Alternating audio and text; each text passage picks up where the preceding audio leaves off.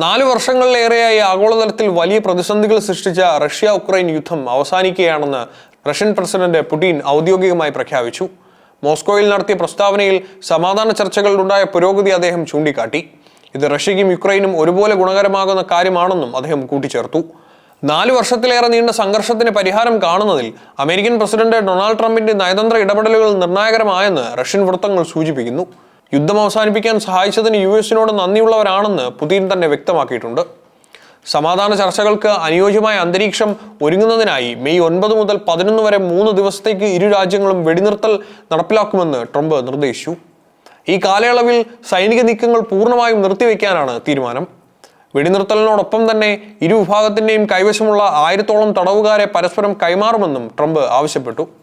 ഇത് സമാധാന നീക്കങ്ങൾക്കുള്ള വിശ്വാസം വർദ്ധിപ്പിക്കാൻ സഹായിക്കുമെന്ന് അദ്ദേഹം കരുതുന്നു. ട്രംപ് മുന്നോട്ട് വെച്ച നിർദ്ദേശങ്ങൾ ചർച്ചകൾ സുഗമമാക്കിയെന്നും ഇതിനോട് അനുകൂലമായ നിലപാടാണ് റഷ്യ സ്വീകരിക്കുന്നതെന്നും പുടിൻ അറിയിച്ചു. യുദ്ധത്തടവുകാരുടെ കൈമാറ്റത്തിൽ യുക്രൈന്റെ മറുപടിക്കായി കാത്തിരിക്കുകയാണെന്നും അദ്ദേഹം കൂട്ടിച്ചേർത്തു. അമേരിക്കയുടെ ഇടപെടൽ അന്താരാഷ്ട്ര തലത്തിൽ വലിയ ചർച്ചകൾക്ക് വഴിവെച്ചിരിക്കുകയാണ്. യൂറോപ്പിലെ സുരക്ഷാ സാഹചര്യം മെച്ചപ്പെടുത്താനും റഷ്യ-യുഎസ് ബന്ധങ്ങളിൽ പുതിയൊരു അധ്യായം കുറിക്കാനും ഈ നീക്കം സഹായിച്ചേക്കാം. റഷ്യ അനുകൂലമായി പ്രതികരിച്ച സാഹചര്യത്തിൽ യുക്രൈന്റെ ഭാഗത്തു നിന്നും സമാനമായ തീരുമാനം ഉണ്ടാകണമെന്നാണ് ലോകരാജ്യങ്ങൾ പ്രതീക്ഷിക്കുന്നത്. എങ്കിലും തങ്ങളുടെ ഭൂപ്രദേശങ്ങൾ സംരക്ഷിക്കുന്ന കാര്യത്തിൽ സെലൻസ്കി ഉയർത്തുന്ന ആശങ്കകൾ പരിഹരിക്കുക എന്നത് വലിയ വെല്ലുവിളിയായി തുടരുന്നു. റഷ്യയുടെ ഭാഗത്തു നിന്ന് സമാധാന പ്രഖ്യാപനങ്ങൾ ഉണ്ടാകുമ്പോഴും യുക്രൈന്റെ ഭാഗത്തു നിന്നുള്ള പ്രതികരണം അതീവ ജാഗ്രതയോടെയും ചില ഉപാധികളോടെയുമാണ്. യുദ്ധം അവസാനിപ്പിക്കാനുള്ള നീക്കങ്ങളിൽ ഇപ്പോഴും ചില പ്രധാന തടസ്സങ്ങൾ നിലനിൽക്കുന്നുണ്ട്. യുഎസ് പ്രസിഡന്റ് ഡൊണാൾഡ് ട്രംപ് മുന്നോട്ട് വെച്ച വെടിനിർത്തൽ നിർദ്ദേശങ്ങളോട് യുക്രൈൻ ഇതുവരെ ഔദ്യോഗികമായി പച്ചക്കൊടി കാട്ടിയിട്ടില്ല. തടവുകാരുടെ കൈമാറ്റത്തിനെ അനുകൂലിക്കുമ്പോഴും വെടിനിർത്തൽ റഷ്യയ്ക്ക് കൂടുതൽ സൈനിക സജ്ജീകരണങ്ങൾ നടത്താനുള്ള അവസരമാകുമോ എന്ന ആശങ്ക യുക്രൈനുണ്ട്. സമാധാന ചർച്ചകളിലെ ഏറ്റവും വലിയ തടസ്സം ഭൂപ്രദേശങ്ങളെ ചൊല്ലിയുള്ള തർക്കമാണ്. റഷ്യ പിടിച്ചെടുത്ത യുക്രൈന്റെ വ്യാവസായിക മേഖലയായ ഡോൺബാസ് തുടങ്ങിയ പ്രദേശങ്ങൾ വിട്ടുകൊടുക്കാൻ പ്രസിഡന്റ് സെലൻസ്കി തയ്യാറല്ല. കഴിഞ്ഞ ഫെബ്രുവരിയിൽ നടന്ന ചർച്ചകൾ പരാജയപ്പെടാനുള്ള പ്രധാന കാരണം ഇതായിരുന്നു. യൂറോപ്പിലെ തന്നെ ഏറ്റവും വലിയ ആണവ നിലയമായ സ്പൊറീഷ്യ നിലവിൽ റഷ്യൻ സൈന്യത്തിന്റെ നിയന്ത്രണത്തിലാണ്.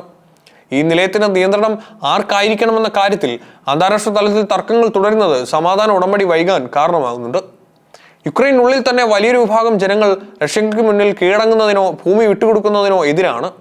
സമാധാന ഉടമ്പടിയിൽ ഒപ്പിടുമ്പോൾ രാജ്യത്തിനകത്തുണ്ടാകാനിടയുള്ള രാഷ്ട്രീയ പ്രത്യാഘാതങ്ങളും സെലൻസ്കിയെ ഇരുത്തി ചിന്തിപ്പിക്കുന്നു. യുദ്ധം അവസാനിപ്പിച്ചാൽ ഭാവിയിൽ റഷ്യ വീണ്ടും ആക്രമിക്കില്ലെന്ന് ഉറപ്പുവരുത്താൻ നാറ്റോ അംഗത്വമോ മറ്റ് സുരക്ഷാ ഗ്യാരണ്ടികളോ വേണമെന്ന് യുക്രൈൻ ആവശ്യപ്പെടുന്നുണ്ട്. എന്നാൽ റഷ്യ ഇതിനെ ശക്തമായി എതിർക്കുന്നുമുണ്ട്. റഷ്യൻ പ്രസിഡന്റ് സമാധാന നീക്കങ്ങളെ സ്വാഗതം ചെയ്തെങ്കിലും വർഷങ്ങളായി തുടരുന്ന യുദ്ധം അവസാനിപ്പിക്കാൻ ഇരു രാജ്യങ്ങളും തമ്മിൽ പരിഹരിക്കപ്പെടാത്ത ചില നിർണായക വിഷയങ്ങളുണ്ട്. ചർച്ചയിലെ ഏറ്റവും സങ്കീർണമായ വിഷയം യുക്രൈന്റെ അതിർത്തികളെ സംബന്ധിച്ചുള്ളതാണ്. റഷ്യ പിടിച്ചെടുത്ത യുക്രൈൻ വ്യാവസായിക കേന്ദ്രമായ ഡോൺബാസ് ഉൾപ്പെടെയുള്ള കിഴക്കൻ മേഖലയെ വിട്ടുകൊടുക്കാൻ സെലൻസ്കി ഒട്ടും തയ്യാറല്ല. കഴിഞ്ഞ ഫെബ്രുവരിയിലെ ചർച്ചകൾ പരാജയപ്പെടാൻ പ്രധാന കാരണം ഈ പ്രദേശങ്ങൾക്ക് മേലുള്ള തർക്കമായിരുന്നു. യുക്രൈൻ നാറ്റോയിൽ ചേരുന്നത് റഷ്യ തങ്ങളുടെ സുരക്ഷയ്ക്ക് ഭീഷണിയായി കാണുന്നുണ്ട്. യുക്രൈൻ നിഷ്പക്ഷ രാജ്യമായി തുടരണമെന്നാണ് പുടിന്റെ ആവശ്യം. എന്നാൽ ഭാവിയിൽ ഇത്തരമൊരു ആക്രമണം ഉണ്ടായാൽ സൈനിക സഖ്യങ്ങളിൽ അംഗമാവുകയോ ശക്തമായ സുരക്ഷാ ഉറപ്പുകൾ ലഭിക്കുകയോ വേണമെന്ന് ഉക്രൈൻ ആവശ്യപ്പെടുന്നു. യുദ്ധം മൂലം തകർന്നടിഞ്ഞ തങ്ങളുടെ അടിസ്ഥാന സൗകര്യങ്ങൾ പുനർനിർമ്മിക്കാൻ റഷ്യ നഷ്ടപരിഹാരം നൽകണമെന്ന് യുക്രൈൻ ആവശ്യപ്പെടുന്നുണ്ട്. എന്നാൽ റഷ്യ ഇതിനെ ഒരു യുദ്ധ കുറ്റവാളി എന്ന നിലയിൽ കാണുന്നതിനാൽ അംഗീകരിക്കാൻ തയ്യാറല്ല. ട്രംപ് നിർദ്ദേശിച്ച 3 ദിവസത്തെ വെടിനിർത്തൽ സൈനികമായ പുനർക്രമീകരണങ്ങൾക്ക് റഷ്യ ഉപയോഗിക്കുമോ എന്ന് യുക്രൈൻ ഭയപ്പെടുന്നുണ്ട്. അന്താരാഷ്ട്ര നിരീക്ഷകരുടെ സാന്നിധ്യത്തിൽ മാത്രമേ ഇത്തരം ഉടമ്പടികൾക്ക് പ്രസക്തിയുള്ളൂ. യുദ്ധം അവസാനിക്കുന്നത് ലോകമെമ്പാടുമുള്ള ഇന്ധന ഭക്ഷ്യ വിതരണ ശൃംഖലയെ പൂർവ്വസ്ഥിതിയിലാക്കാൻ സഹായിക്കുമെന്നാണ് സാമ്പത്തിക വിദഗ്ധർ കരുതുന്നത്. റഷ്യൻ പ്രസിഡന്റിന്റെ ഈ പ്രഖ്യാപനം അന്താരാഷ്ട്ര നയതന്ത്ര രംഗത്ത് വലിയ മാറ്റങ്ങൾക്ക് വഴിവെക്കും.